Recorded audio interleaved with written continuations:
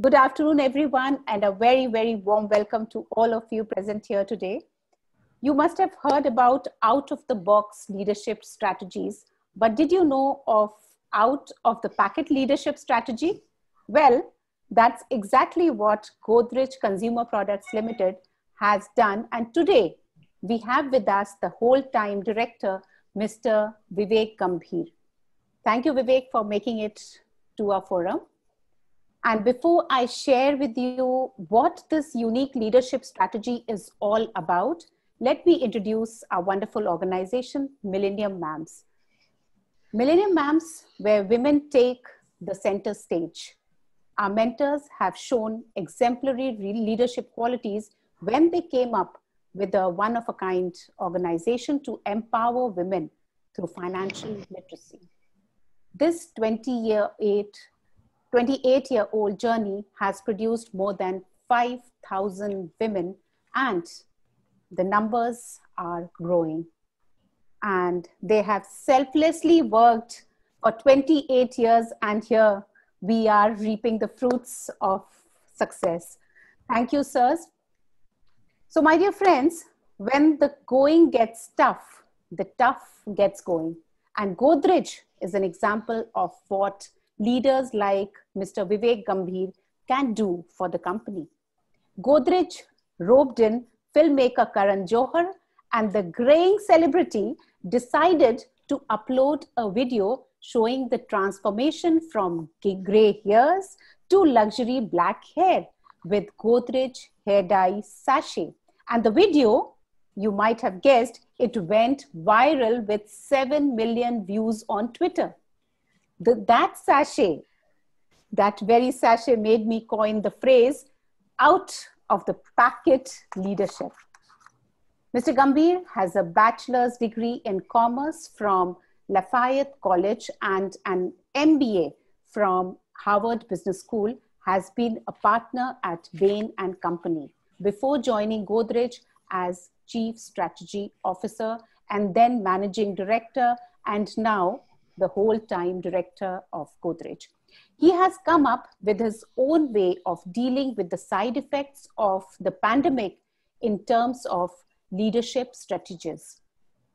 These include acknowledging the effects of anxiety, separating facts from fear, turning to mindfulness, greater tolerance, more clarity, improved delegation, more inspiration, future orientation, positive language, and of course, work-life effectiveness. To stand out as a leader, you need to learn adaptive leadership of the kind practiced by Mr. Vivek Gambhir. And we shall all want to know more, and we will know more about it as we proceed. And Vivek, now I would like to invite you for your keynote address and request you to tell us how companies and leaders, they are navigating through these unprecedented economic conditions and how the new normal is to be negotiated. And then after your address, I would invite Meghna, my colleague, to conduct the Q&A session for us. Over to you. Rachna, thank you so much. Truly appreciate this very special introduction. And I'm very grateful for the opportunity to be able to share an hour with you and this wonderful group. And my congratulations to Mr. Dhanuka and Mr. Bhuvania for the wonderful work that they have done to be able to, and to Rachna, to you as well, for leading this very vibrant organization, which is touching lives of over 5,000 women, as you said, to really build and empower financial acumen and create successful entrepreneurs and long-term investors. I've also been reading about some of the great work that Sahyog is doing. And so it's wonderful to see the spirit of mission that this group has. And I wish you all the best, as all of us are trying to deal with this very difficult situation in the world. I also wanted to express my fondness for Calcutta. I grew up in this wonderful city and spent the first 18 years of my life in Calcutta. So if any of you went to La Martiniere school, Yes, yes. I'm a La Martiniere product, class of 1987. So, Calcutta is my home and my true love, so to say. And so I have very, very fond memories, My of son is in the whole city of joy. Vivek. Your son is there? Yeah? Yeah. Oh, wonderful. So, it was so good to hear. And, a couple of my friends, wrote to me yesterday saying, oh, we hear you're speaking today at Millennium, ma'am. So, the word was spreading out in the city of Calcutta as well. So very good to, spend this time here. What I'll do is probably just share a little bit in the beginning, Rachna, about my views on leadership. Okay. Right. And then after that, we can get into more into the Godrej journey if you would like, or whatever questions, you think are appropriate. But, the way I've thought about leadership and, obviously the first question that comes to a lot of our minds is what really is leadership? And it's important to really have a clear sense of what leadership is, particularly at times like this. Mm-hmm. And there is a Professor Hitendra Wadhwa at Columbia University, who is a great, is a great friend and a great scholar and someone I really admire. Mm-hmm. And I was speaking to, Hitendra a couple of weeks ago, just to talk about, how should one think about the role of leaders, in a pandemic. And, he said, ultimately from his perspective, leadership is about bringing the best in yourself and the others in pursuit of a common purpose.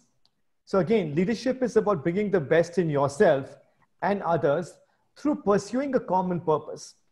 And I think the idea of leadership, first of all, starts with finding a way to bring out your better self and then try and see if you can use that to channel to bring out a better self in others around what is a common sense of mission or purpose. And I found this definition to be, very interesting. And Hitendra talks about basically 5 energies. He talks about growth, love, truth or wisdom, purpose, and self-realization. And what his entire theory, which really appealed to me, is saying that, look, there are these 5 core energies. How do we activate the inner core is the first thing of leadership. And then how do you deploy these energies and positively impact others? So we sometimes get very caught up in goals and objectives and targets. But ultimately, if you think about growth, love, truth, purpose, and self-realization, to me, it really makes, the definition of leadership, much more clearer in terms of what leaders should be, what they stand for, and what they believe in. And there's another professor, Professor Frances Frey at the Harvard Business School, another great person on leadership. And she says leadership is about making others better as a result of our presence and having that impact last in our absence. So it is again about making others better as a result of our presence and ensuring that impact lasts in our absence.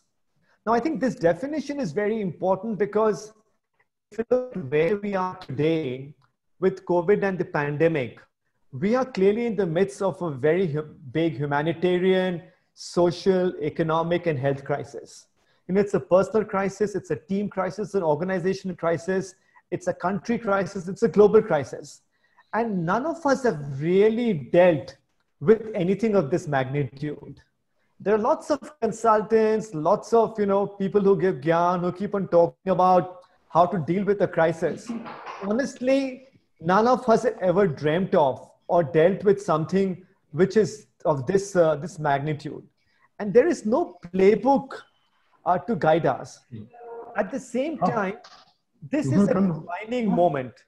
This is a defining moment for leaders, and it's a very, very big test. So what you do and how you do it will be remembered for years to come. So I think the first thing all of us need to step back at an individual level or for our companies is to really ask ourselves, how do you want to be remembered from this time? ये सब जो crisis खत्म हो जाएगा, तो लोग क्या याद करेंगे? What will they think of you? How will they, remember?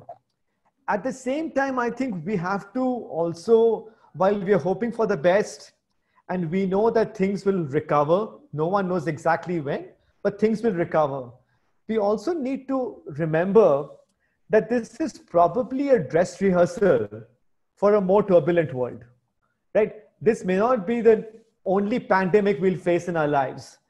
God forbid, but the likelihood is, given what we are seeing about climate change and globalization and everything else, I think the likelihood is quite high that this is the dress rehearsal for what is going to be a more turbulent world. And this author Thomas Payo wrote this interesting quote where he said, "We are in the middle of a long dance where we are taking 2 steps forward and perhaps 1 or 2 steps backwards." And that's what I think most of us are grappling with, is that we don't really know how long will the pandemic last for, when will the pandemic be over, lockdowns kab khatam hoenge, will there be a second wave, a third wave? And so we are grappling with questions, we're grappling with far more questions as opposed to answers. And that is a very uncomfortable position for a leader. Because for most leaders, we are used to be in a position where we know the answers and we tell the teams what to do. But for the first time, we actually have more questions than ever answers. And so I think while we are going through this, what I also recognized is that based on what Professor Wadhwa was saying, this is also an amazing opportunity for outer transformation and also inner transformation. This is a great time for us to reflect and be self-aware on who we are as leaders, what makes us tick, what are some of our strengths, what else can we do better.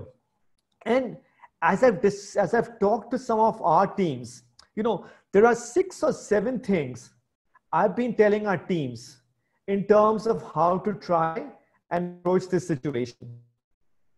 The number one thing I tell all our teams is choose speed over precision. We don't have the answers, but the cost of inaction is far higher than probably making a mistake. So the number one tip I tell all our teams is please act quickly, choose speed over precision. The second is times like this, leaders have to be really visible. So it is very important to strengthen the connection to the front line and to your customers. Leaders have to be there on the ground as much as possible. It is not fair that some of us are at home and our leaders are some of the team members are working on the ground. Obviously, you have to take precautions, but it's very important for leaders to be with your team members during this time. The third part is that this is a very important time to be able to step up your engagement with your teams. Step up. I think the big message is over-communicate, over-communicate, over-communicate. I tell our leaders, please have daily check-ins. Do what are called huddles with your team, but try and spend as much time as you can, whether it's virtually or whichever way possible, phone calls with your team. The fourth is the way you communicate the message. And what I always tell people is convey a sense of realistic optimism. This is very important for leaders to be calm, to be positive. At an individual level, we might be facing a lot of anxiety, but it's important for us for our teams to be calm, to be positive, and convey a sense of realistic optimism. Let's not show our anxiety to our team members. At the same time, we have to be transparent. We cannot lie. We shouldn't, try and fool them. There are some things we don't know. Better to be transparent, but convey a positive energy. The number 5 thing again is, since we don't have the answers, it is very important for leaders to empower and trust their teams a lot more. A lot of activity has to happen on the ground. Leaders need to get more comfortable actually asking questions because we don't have the answers, and really empower and trust your teams a lot more. The number 6th item, which I always tell our teams is, look, this is a period of extraordinary anxiety. A lot of our family members, might be contracting COVID. Some of us are losing family members as well. So this is a hugely anxious time for our teams. this is the time for leaders to show compassion, to show empathy, and to really show love. And love is not a word we use too much in the corporate world, but I truly believe that this is the time where the importance of love, the importance of compassion is higher than ever before. The number 7 thing I would say is, for companies, it is important to start giving. Giving with purpose. I think this is a time for companies to show that the responsibility of corporations, while shareholder wealth is important, I think we have to think about all stakeholders and find ways to meaningfully give back to the community. Similar to what Sahyog is doing, it should not just be a slogan, but we should genuinely find ways to live up our responsibility and give with purpose. And then the final thing I tell our leaders is, be very deliberate in terms of where and how you are spending your time. Ultimately, the biggest asset most leaders have is the amount of time and attention they have. And so don't just spend all your time in firefighting. The crisis will get over and you have to think a year ahead. You have to think a couple of years ahead. So definitely start spending some time to start thinking about the longer term, and don't get too paralyzed by only the near term. So those are some of my reflections and some of the tips that I have discussed with our teams in terms of some things that they should keep on trying. I think this is a period of experimentation also and learning. Because we don't have the answers, I think it's important to take risks. It is important to experiment. It's important to fail fast, because that's how we will end up, keeping on learning and improving. And Rachna, the interesting thing is that, if you look at companies, what you find is that a lot of companies emerge much stronger after a downturn. If you look at market share within the same industry, and you compare 1 or 2 players, and you compare the rest of the players, somehow these 1 or 2 players actually widen the lead. They use this opportunity to learn. They use this opportunity to build skills. They are also very cautious. They will reserve cash, but at the same time, these companies have taken bets. And normally you find after a downturn, the gap between leaders and followers actually ends up widening quite a bit. And the other interesting thing I've learned through the work that I've done is that almost half of the S&P 500 or the Fortune 500 companies were actually formed during a downturn, which again just shows that, if you play this period the right way, I think there are a set of companies who will be able to emerge stronger. Unfortunately, the companies who don't get this right, have the risk of falling behind or completely disappearing. And that's the flip side that we have to end up watching for. So I think as I look at this situation, I do believe that this is a tremendous defining moment for leaders, and leaders really have to think through what they want to be remembered for and try and use this time, for that.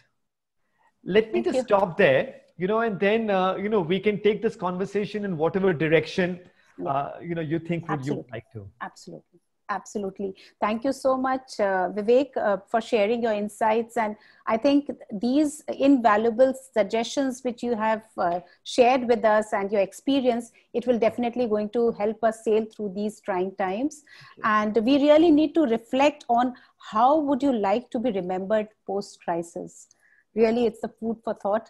And here I would like to pass on my time to Meghna. Meghna? Yes. Thank you, Rachna. Over to you. It's a privilege to have you here with us, Vivek. And Pleasure, thank you for all the lovely insights you've given us, from over-communicate to giving with purpose. All these leadership, right way of leadership we will reflect on it for sure. Thank you. And I would also like to compliment you on your blog, Monday 8 a.m. The articles are so meaningful and thought-provoking. So my first question comes from an article written by you, which was Play the Infinite Game, where you mentioned leading with an infinite mindset is the key to success. So please, could you elaborate a bit more for us? Yeah. Thank you, Meghna. I think the blog has been a labor of love, and it actually started off with emails I was writing to my team, and one of my communication team members who leads communications for me, Vandana, who's also from Calcutta, by the way, another Martinian, she came up and said, "Look, a lot of people are forwarding these blogs. Why not try and do it in a more systematic manner?"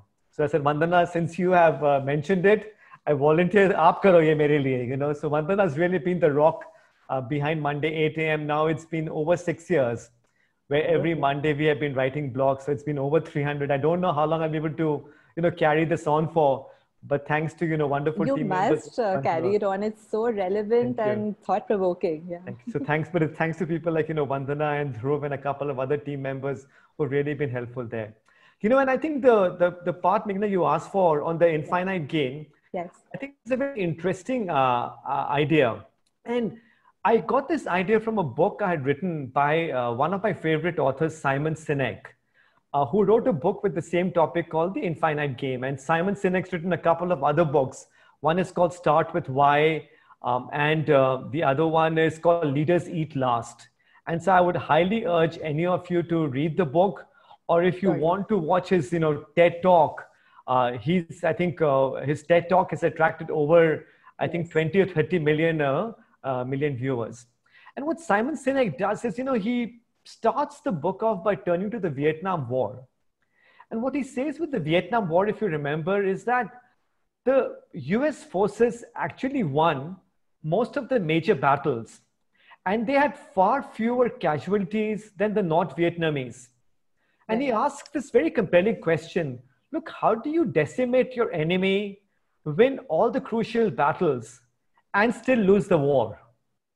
And what Simon Sinek argues is, he says that, look, the Americans were playing a very finite game aimed at very short-term victory, while the North Vietnamese were playing an infinite game with the goal of completely outlasting the enemy. And eventually the Americans simply ran out of the resources and the willpower to stay in the game. And I found this topic to be very relevant during COVID-19, because we've seen so many leaders gravitate towards short-termism, making panic-stricken decisions, laying off people, cutting salaries. Some of that might be necessary, but I find that a lot of times leaders don't consider the longer-term consequences. And Simon Sinek actually builds this theory on another book written by this guy called James Carse in 1986 called Finite and Infinite Games. And basically a finite game has a fixed set of rules. It's a defined playing field. There's a prescribed period of play. At the end of the day, one player is declared the winner. For example, in football, which is a favorite sport in Calcutta, or chess. Whereas, an infinite game actually has no clear endpoint or easily identifiable winners and losers. Opponents come and go, and the rules change frequently. And your main goal is to stay in the game. So take, for example, politics or business. In politics or business, you can't win once, and you can't win all the time either. So you might play finite games within a larger framework, but the nature of the game is actually infinite. And what happens to a lot of us in the corporate world is we get too caught up with either being number one or beating our rivals.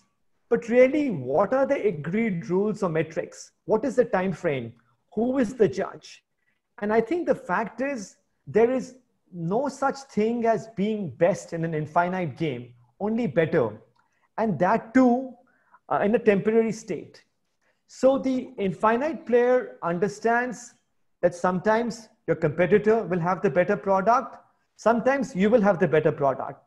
Sometimes you are ahead. Sometimes you are behind. But there's nothing really as such as being best or worst, or being better or beating your competition. There's only ahead or behind. And I think the big takeaway from this infinite game concept is that you're actually only competing against yourself. And the objective every single day should be, how do I become a better version of ourselves? And that's the same concept I've seen and I urge people to apply to our personal careers as well. You know, we tend to be so myopic. We spend so much time comparing ourselves to others, worrying about our next promotion. And I've learned over the years that the focus should instead be only on getting better. If we focus much more on our own learning and growth, contributing to make a difference and seeking meaning, we will find much more greater joy and fulfillment. And if you focus on getting better, the right career opportunities and everything else will actually come our way. So that, you know, in some ways describes this idea of the infinite game. That is beautifully explained, Vivek. So we should try and focus on ourselves and be better versions of ourselves. Wonderful. And now I would like to ask you, you know, you were the key architect of Godrej Consumer Products 3x3 strategy, and you were instrumental in driving the company's effort to be leader in the emerging markets. So could you please elaborate on your 3x3 strategy, please? Yeah. I hope that all of you are familiar with Godrej. A lot of you would have grown up with Godrej, and if you're not using Godrej products, I would urge you to do that. But you know, Godrej, as all of you know, we call ourselves a 123-year young group. Was started with security locks back in 1897. And within the consumer business, the first product was in around 1918, at about the Spanish flu time. And it was a soap. Till that time, most of the soaps were made out of beef tallow, which for Indians, being a vegetarian country, you know, the founders felt like that wasn't an appropriate soap to be used for India. So the founders created the first soap out of vegetable oil in the world. So the company began with you know, innovation.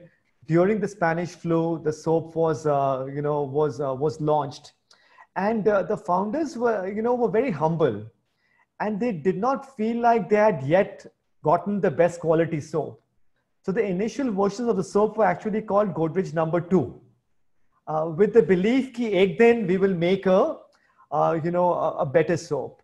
And the company, you know, kept on doing very well, and was always very known for trust. It was a very trusted brand, very high quality products, superior quality products, and very affordable products.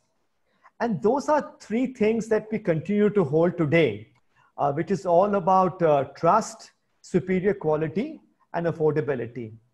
Once the Indian economy began opening up in the early 90s, you saw the emergence of a middle class that was very keen to, you know, buy branded products. And, you know, many of us remember those times when the economy opened up and liberalization began creating lots of opportunities for companies like Godrej to start expanding their presence. And so companies like Godrej, Marico, Dabur, Hindustan Unilever, all of them really began expanding a lot of distribution.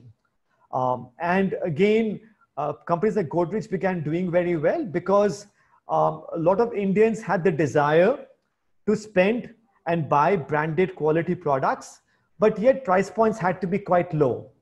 A lot of multinationals in the beginning had some challenges because what they tried to do was they brought their global portfolio into India, but they could not always meet those price points. So a lot of them began cutting quality. So they began reducing quality, and it wasn't unusual to find diapers which had one quality in India, one in Dubai, one in Europe and America, right? And the Indian quality was somehow, inferior. And we've all kind of dealt with that situation, right? And we also saw in the soap category, a big indicator of soaps is something called TFM, total fatty matter. And that indicates, you know, how high the quality of soap is. And for most consumers, you will not be able to make the difference out. So whenever I think input prices would go up, many companies would start bringing the TFM down. But we decided that good times or bad times, even if we have to lose money, we will never touch the TFM of a soap. And even till today, Godrej number 1 has the best, highest TFM soap in its category in the industry. And that's something Mr. Adi Godrej personally has ensured that we never, ever violate the quality. So I think the company began growing quite well. And what Godrej GCPL did was we recognized that we were competing against players who were much larger than us. The P&Gs of the world, the Unilevers of the world. So we had to remain very focused. So what we said was we will focus on largely only a few categories. We would focus on soap, where we were the number 2 player. Hindustan Unilever is by far the number 1 player. We would focus on hair color, where we are the number 1 player. And we'd focus on household insecticides, mosquito repellents, where we were a strong number 1 player. And we said we'll focus on these over time. From soaps, we will do hand washes, body washes. We'll do more personal care. From insecticides, we might do home care. But we really want to be focused in areas where we are either number 1 or number 2. Because when you're competing against players who are much larger than us, they have budgets, which are 10, 15 times bigger than us. So you have to be very clear on what your competitive advantage is. And one of the things I've learned about strategy, it is very important to know what you want to do. It's equally important to know what you won't do. And so for every single thing we did, we said, look, we have to have a right to win. In these categories, we have to out-innovate, we have to out-execute, and run faster than players who are much bigger than us. And we can't do it in 10, 15 different things. So let's pick a few things and really keep on doubling down on it. And that's what really led to a very, very focused strategy. When we began working on it, it was quite contrarian because, when you're seeing growth makes you greedy. You want to do everything.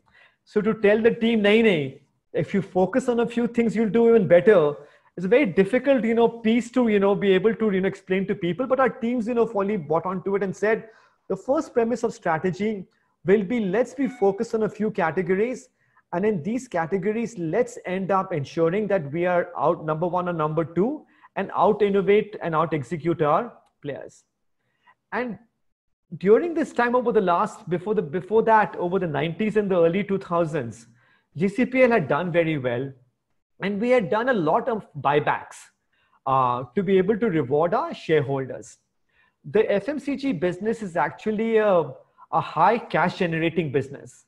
And as you know, in India, at least the general trade part of it is a negative working capital business. So that gives you very high returns. And that explains why FMCG has very high valuations in India.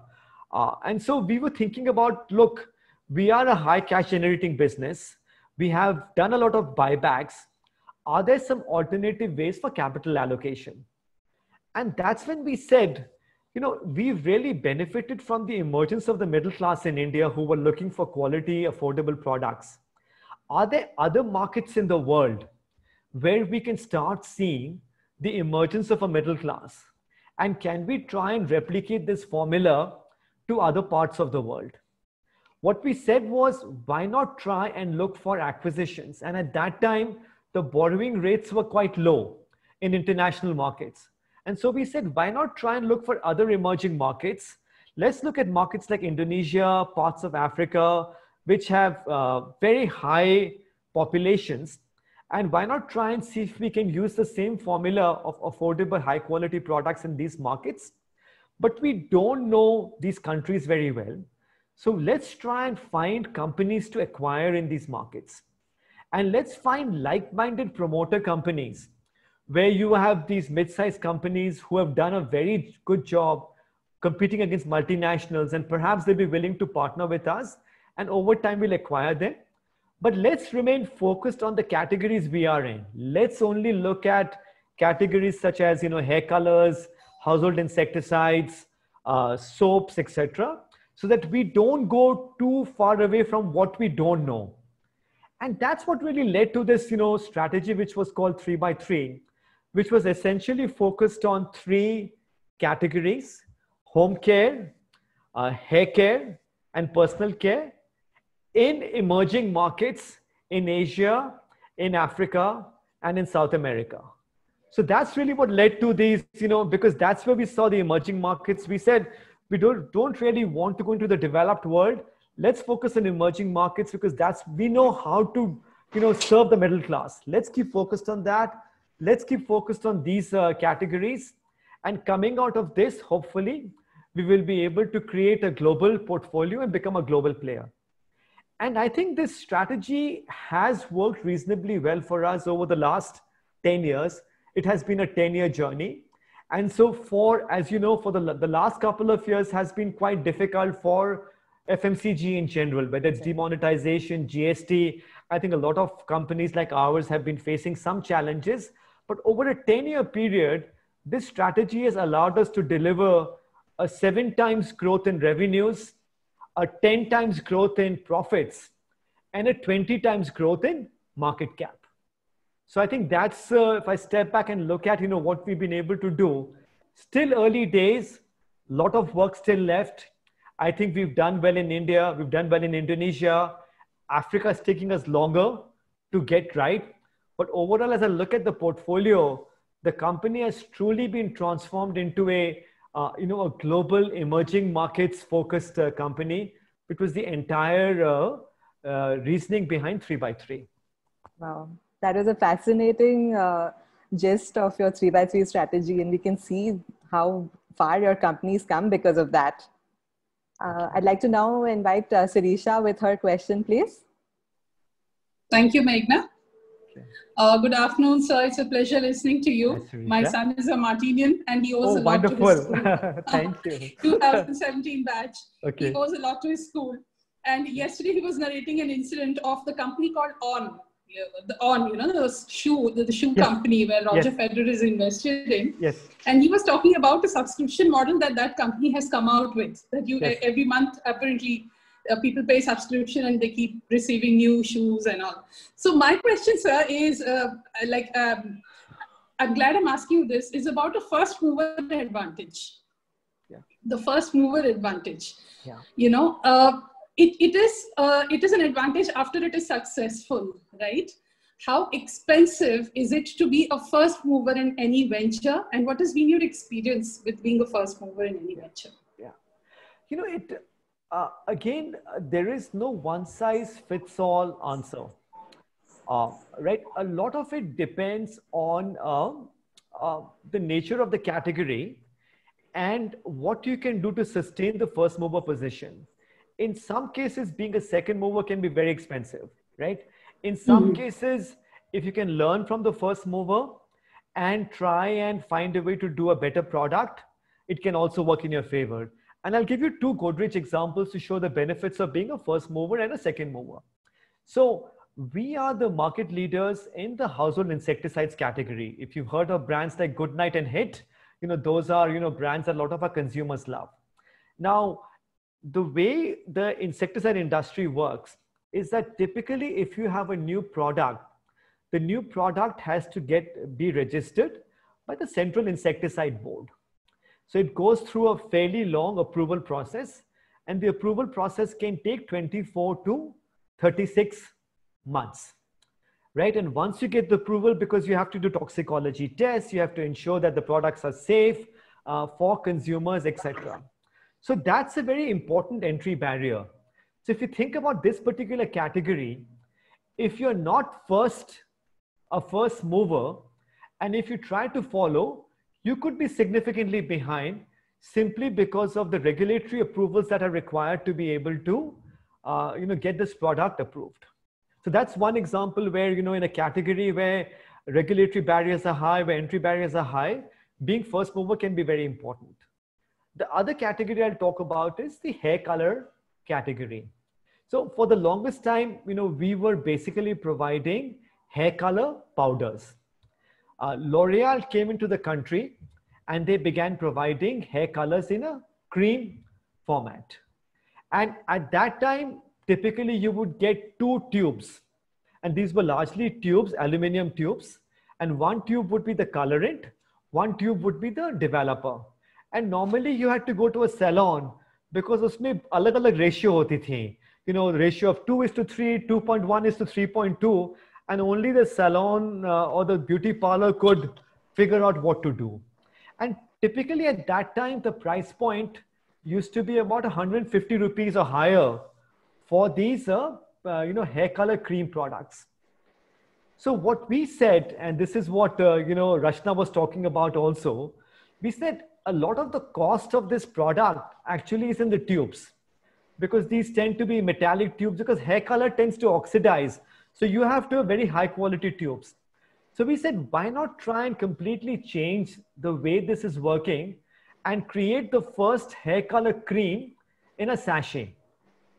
And let's have 2 pre-measured sachets, whereas people can use it at home. They don't have to worry about ratios. Open up these 2 sachets and mix it and put it at home. Simply because of not doing it. And we said the quality of the product has to be as good as the one in tubes. Simply by replacing the tube by a sachet, we'll be able to bring the cost down significantly. This product was launched about 5 or 6 years ago at rupees 30, right? It has remained rupees 30 for the last 5 or 6 years, right? L'Oreal was forced to respond about 2 or 3 years ago. The only country in the world they launched at that time a hair color in a sachet with a new brand completely. And today the sachet market is more than 50% of hair coloring in India. Actually, it could even be more. So just think about, we didn't have to be the first mover, but as a follower also, we ended up creating a product with a very different proposition.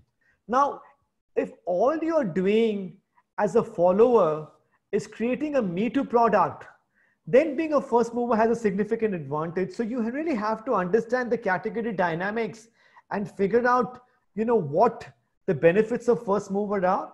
In some cases, being a first mover can be a very, very big advantage, especially if you have the kind of funding that's available, right?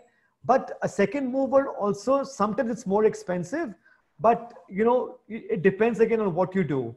A classic example of how this will play out, let's see, is in online shopping. So far, Amazon and Flipkart really have been the 2 players who've invested a huge amount to be able to build the systems, build customer relationships. Now let's see what Jio does, because Jio will also have very aggressive plans, but it will be very, very expensive for Jio to catch up. But if they have a very distinctive proposition, like they are saying, working with Kirana stores, that's how they'll try and play the online game. But you will see over the next 2 or 3 years, how important was it to be an early mover, or can a follower come in and do things in a very different manner?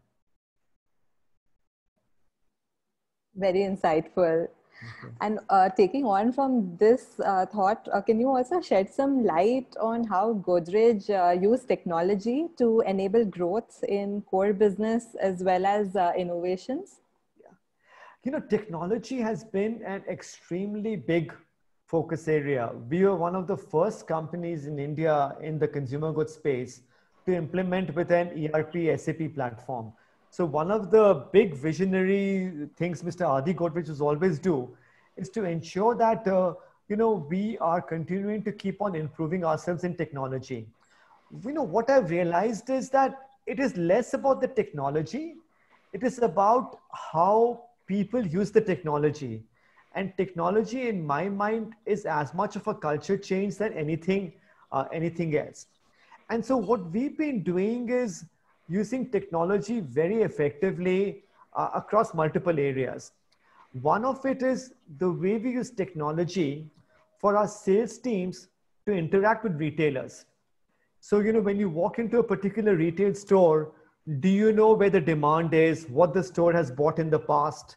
Can you use artificial intelligence? Can you use predictive analytics to ensure that we are selling the products that that particular store uses? So that's been a big area of focus of technology. The second is, it's very interesting, is we have divided India into 734 districts. Unilever talks about many Indias, and we've learned from them that not all of India is same, and local needs, local behavior, local habits, competition also changes at a local level. So through technology, we've divided India into multiple, what we call DDRs, districts, where we know at an individual level what the demand is, what kind of marketing do we need to do. So for example, in Bundelkhand, do we need to do more print? In Moradabad, in UP again, Is there a different, marketing mix required? So we call this conquering micro markets, but the name of the game is to be able to get down to a very granular level to understand demand and see what our teams need to do, be able to do differently. The third piece is around the supply chain, where again, a lot of focus is on trying to ensure that we can keep our costs low, that our supply chain keeps on servicing the markets with the desired fill rates, desired productivity. So a lot of tools around Internet of Things, robotics, etc., are being used on the supply chain front. The fourth area we're using right now is around the area of employee interactions and employee experience. Similar to Facebook that a lot of us use, Facebook has a product called Workplace. That's our internal Facebook. It is exactly like Facebook, but it's all for internal employees itself. So we have apps where we get feedback on a weekly basis from our team members. So the idea of using technology to get feedback, because what used to happen in the past was people would do surveys, say once a year, twice a year. Survey I, it takes results for 2-3 months to come, too late. Now the ability to get continuous feedback, act on it, use these tools to drive engagement within the organization really has been a great way to get our teams together and drive morale. So I think technology has been used in every part of it. And I haven't even talked about digital, because across all these companies, how you're using digital technology, digital marketing, e-commerce, those are again, huge areas of focus for the company. Fascinating. It's actually empowering to hear how well all the companies are doing thanks to technology. And Rachna, you had a question? Yeah. Vivek, I would like to, request you to talk a little bit about branding and how it has gone through a course correction in these extraordinary times. Yeah. And I would also like to ask that now after brand Godrej, are you working on brand Vivek? Clearly, Rachna, to your first question, what we recognized over the last few months is that people have shifted into protection mode, right? Yes. A lot of focus on ourselves, our families, our employees, our customers, and our communities. And social media chanted and conversations also reflect this need for a heightened sense of safety and awareness. And at the same time, the country is gradually reopening. So we are all trying to figure out how to restart in a sensible manner.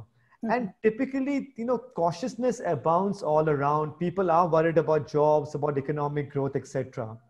And so I think what we've seen over the last few months, especially with social distancing, keeping many people at home, is that we are seeing some major shifts in consumer habits and behavior trends. Some of them will be permanent. Some of them will be temporary and only time will tell. But from a marketing and a branding perspective, there are 5 things that I want to call out. One is a flight to value. So typically as consumers are concerned about their incomes and jobs, we are seeing consumers gravitate towards a much higher level of value consciousness. The second is as people are spending more time at home, it is leading to what people have been calling the cocooning or the nesting of consumers, which is leading to newer formats, newer categories, particularly in what we call do-it-yourself kinds of products. The third has been around, health and hygiene. As we are focused on protection, generally, health and hygiene have become extremely important. For example, if you look at sanitizers, the first question people ask is, alcohol wala hai? And then they ask, isme kitna alcohol hai? 60% hai ki nahi, And the fourth we've all been seeing is this whole move towards everything digital, which is all about, entertainment, online, education. And then the fifth one is all about, I think, e-commerce. We're all getting used to buying more online. And I think from a marketing and a branding perspective, it's important to keep these trends in mind. What has also happened is that as consumers have spent more time at home, people are spending more time watching TV. Ramayan for the longest time was the highest rated show in India. So broadcasts, television, other sources, particularly news items, are becoming quite important. are looking more for escapism, entertainment at home, gaming apps, social media, streaming more movies. These are again becoming very important things. And I also mentioned again, we are seeing a lot of demand for e-commerce. Yeah. So there are 3 or 4 implications from a branding perspective. I think the first most important point to remember is that whatever we do as marketeers, we have to present with empathy and transparency. Mm-hmm. People are very vulnerable right now. You know, empathy is critical. You know, for banks, for instance, some of the banks have been moving towards waiving overdraft fees, recognizing the hardship on their consumers. There are companies who are giving, you know, free products, free platforms. And I think it's very important to be very nuanced in your brand voice right now. Mm-hmm. We should not use this time to be commercially exploitative. I think it's better to, you know, I remember a great campaign, you know, Guinness beer, you know, did, and I'm not advocating people drinking at all, but, you know, St. Patrick's Day, Guinness with its Irish, you know, heritage is a very big festival for, you know, Guinness. But this year, you know, Guinness said, let's shift the focus from celebrations and pub gatherings and really focus on longevity and well-being. You know, and they basically said, look, we don't really have the answers, but yes, use this time to, you know, come together. The second big thing for marketers really has been, you know, how can you be more agile? You talked, you know, about the Karan Johar, you know, campaign. Yeah. You know, these campaigns were done in a matter of days. Yes. You know, they were shot at home. In many cases, what we did was we've used Godrej employees as actors for some of our ads. Oh, so the one good thing is that ad rates or ad production rates have significantly come down. The other thing we found is that product development timelines, what used to sometimes take, you know, 6 months, 9 months, we are being able to do in weeks.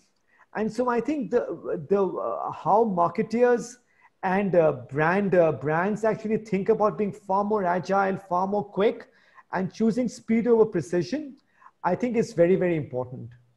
The third, I think, is, as I was mentioning before, it is very important to associate brands with being good. You know, people will remember brands for their acts of good in a time of crisis, particularly if done with true heart and generosity. This can take the form of donating to food banks, distributing free products for medical personnel, you know, continuing to pay employees while the doors are closed. I think each company will figure this one out. But I think being able to create feel-good content that's authentic, that's real, and promotes positive messaging really goes a long way to enhance the brand. But it's important for companies to show that these contributions are material and not solely for commercial benefit, because consumers can see through it. They recognize authenticity and true purpose. And the final, I think, important thing for marketeers is to be able to really track trends and build scenarios. The situation is too dynamic. And so I think frequent tracking of trends will really help marketers gain better insights in real time. Marketers will want to measure sentiment, consumption trends on a regular basis to be able to better adapt messaging and closely observe the conversations that are happening across various platforms. So the idea of building, you know, quick dashboards to have the right data to fill the right decisions actually is very important. And there are 2 things I also tell, you know, marketing teams. Mm-hmm. Number one is that sometimes you tend to be too cautious and you start innovating less. My personal belief is that while it's important to be prudent, it's important to ensure that you are conserving cost. This is also a very important time for us to really come up with relevant, interesting innovations. So for example, within Godrej, almost 40 new launches or innovations happened over the last 3 or 4 months. So I think it's very important for companies to be very innovative. The second thing I've seen in some cases is that companies start cutting or making significant cuts in ad budgets. Mm-hmm. I think it's totally very important to negotiate ad rates and ensure you're getting the best value for the money. But I think advertising and marketing spend does require a certain amount of consistency. So it is important not to pull back too significantly, because if you want to remain relevant with consumers, if you want to be consistent, it's important to also ensure that you are spending adequately. So the 2 big watchouts I tell companies is, please ensure that you're continuing to launch, differentiated, relevant innovations, and please keep on spending adequately to have your adequate share of voice with the consumer. Wow. And what about the second? Vivek, you did not answer brand Vivek. Yes, second part of the question. At the end of the day, I think, because reading your blogs, Vivek, I could make out that you introspect. Yes. So that's why I put this question, that how much do you introspect, and what about brand Vivek? Yeah, and honestly, Rachna, I think this is the biggest challenge with leaders, is how do you ensure self-awareness and time for reflection, right? Because as leaders, we like to hear all the good things from our people around us, and being able to step back and get the feedback, being able to actually figure out how to improve ourselves, I find is probably a very big challenge for, many of us. For me, I think as I look at, what kind of a personal brand I would like to cultivate, for me at this stage, it's not about titles. It's not about, financial value creation. Fortunately, God's been very kind to a lot of us in this room. And to me, my brand at this stage is about trying to find opportunities where I can make a meaningful difference to the people around me and the organization that I'm part of. So I'm not exactly sure what that means at this stage, but to me, the idea of being able to drive impact, make a meaningful difference, and through that, actually make a better self of myself. Ultimately, I think for me, the impact has to start by actually trying to find ways to improve myself, and through a better version of myself, try and see if I can actually, ignite better versions of people around me and be able to drive meaningful impact. Wow, that's so impacting. Thank you, Vivek, for sharing with us. More power to brand Vivek. Thank you so much. Thank you. You're too kind. I don't like that word very much, so but I'd like to call in Alka with the next question, please. Good evening, Vivek. My question was actually to find what was your purpose in life, which you have very beautifully explained to us, And so I'll take up a little bit different. That where do you think the growth will come from, rural or urban, and why? Yeah. I'll tell you, the situation, Alka, is very dynamic right now. So what you're seeing in the near term is a lot of growth is coming from rural, right? But difficult to call out a full trend from that. Because let's not also forget that the base for rural was quite low. Rural underperformed over the last couple of years. Because the base is low, because you've had some migrant workers move back to rural India, because the government has launched some schemes, they've increased MSPs, there is more spending happening in infrastructure, the monsoons have been quite good. So definitely currently you are seeing greater growth from rural, but I think we'll have to wait for a couple of quarters before we see how sustainable that is. Longer term, again, the headroom for growth is definitely more in rural.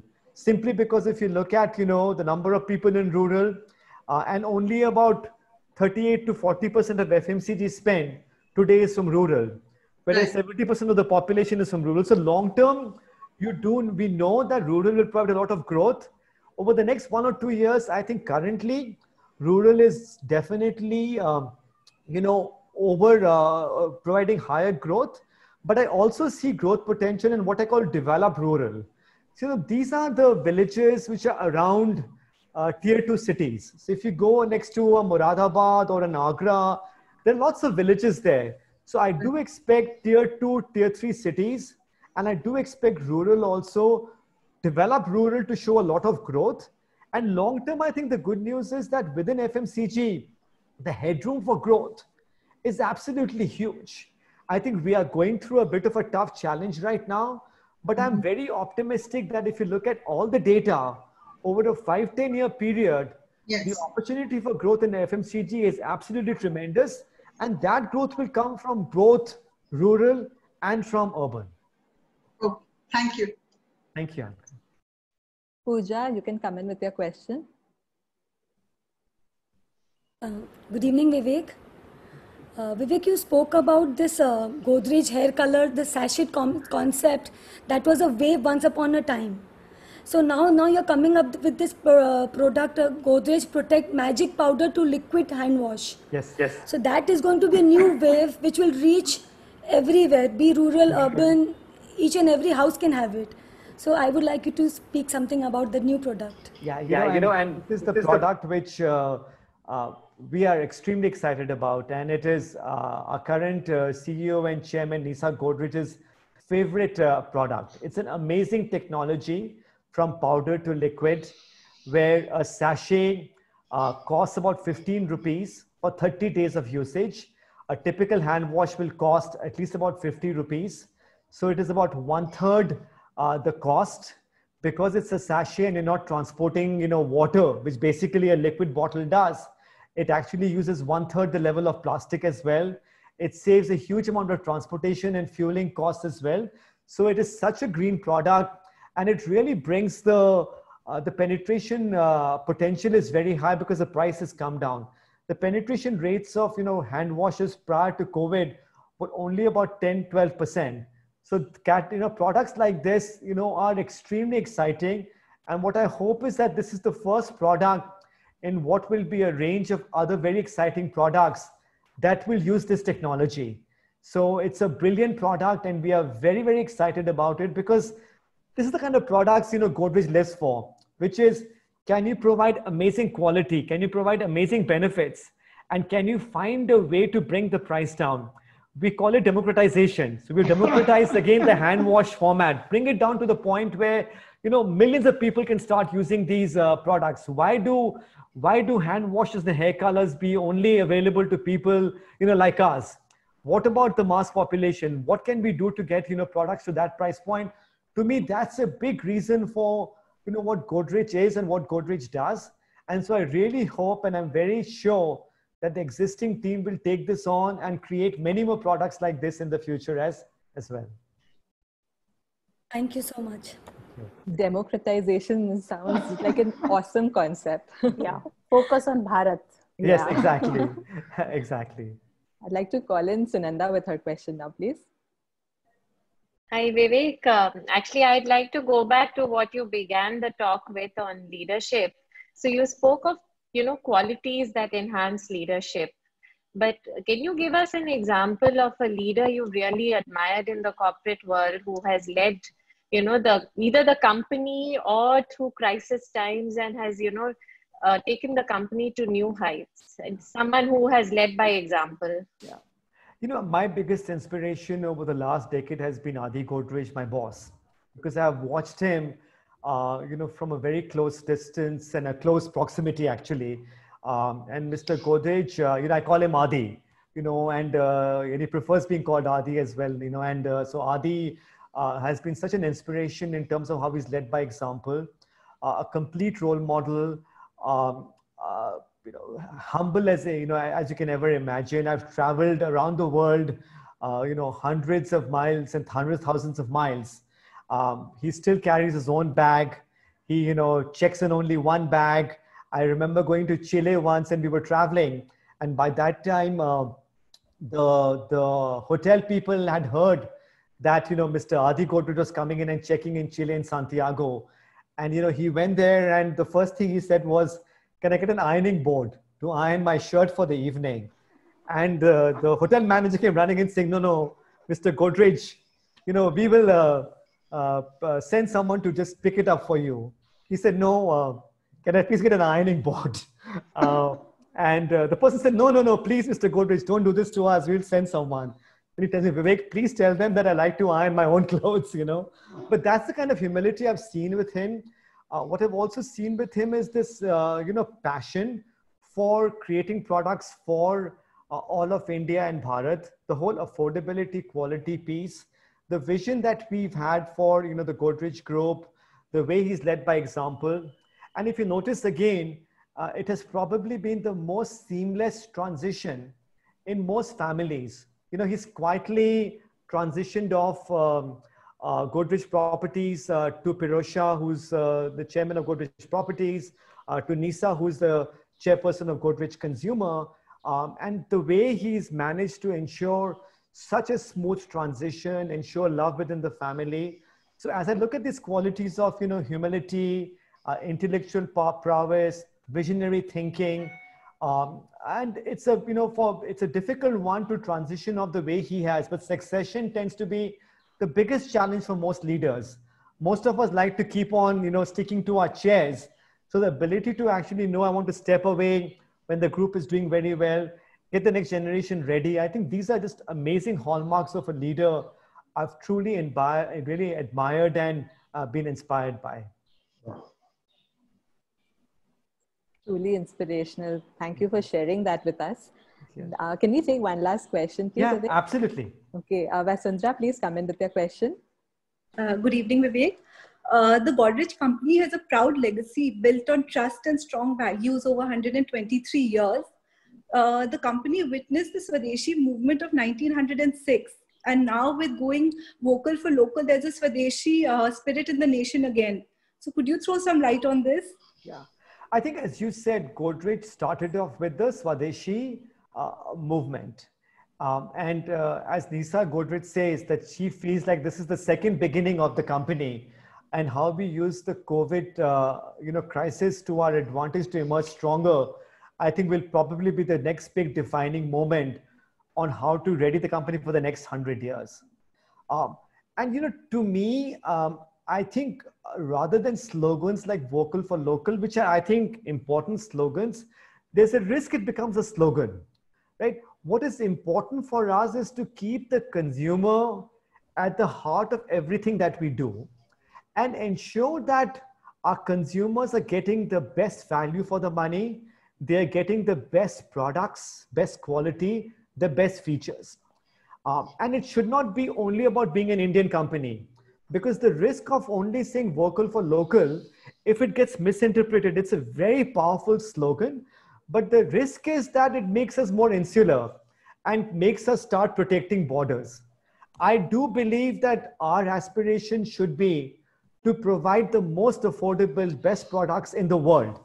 That's what Indian companies should aspire towards. It's not about being the best in India. I truly believe that we have the potential to be the best in the world. And if we are best in the world, we'll be best in India as well.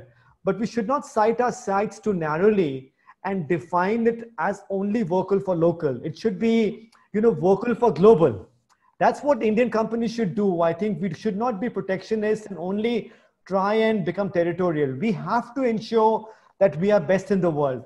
That's our moment. Look, the next 20, 30, 40 years should be India's time in the global economy.